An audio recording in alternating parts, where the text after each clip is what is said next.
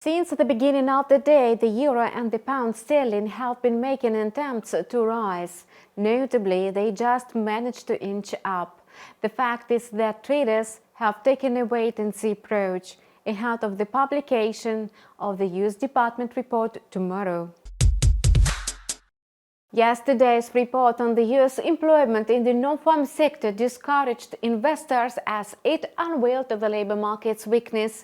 Such information may force the Federal Reserve to loosen its monetary policy, which will have a negative effect on the US dollar.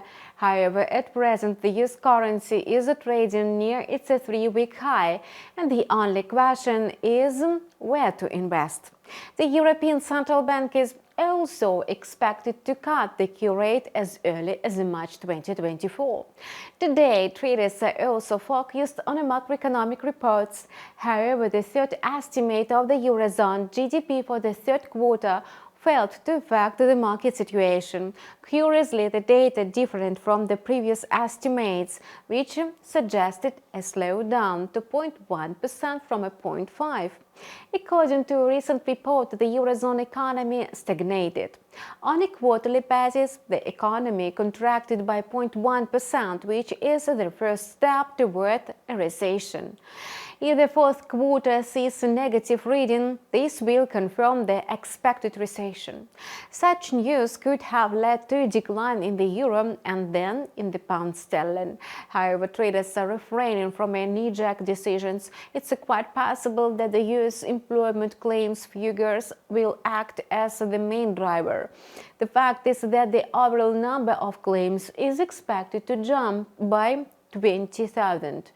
Taking into account yesterday's employment figures, the ongoing rise in the number of unemployment claims points to a considerable worsening in the labor market situation. Tomorrow's report from the US Labor Department may disclose higher unemployment. Expectations of such a result will exert pressure on the greenback and prevent traders from selling the euro.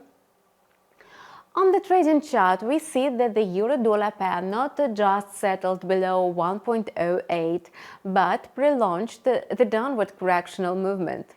Although there is an oversold signal, the single currency continues to lose value, which proves the inertial movement and high speculative activity.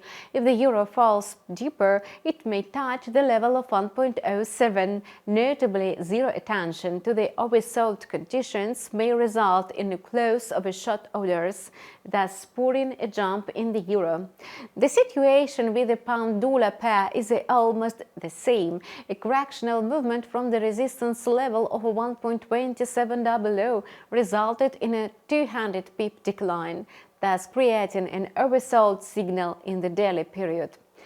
Although the pound sterling has been rising since the beginning of the European session, the correctional movement is still in force, and at this light, a drop below 1.2550 may cause a deeper decline.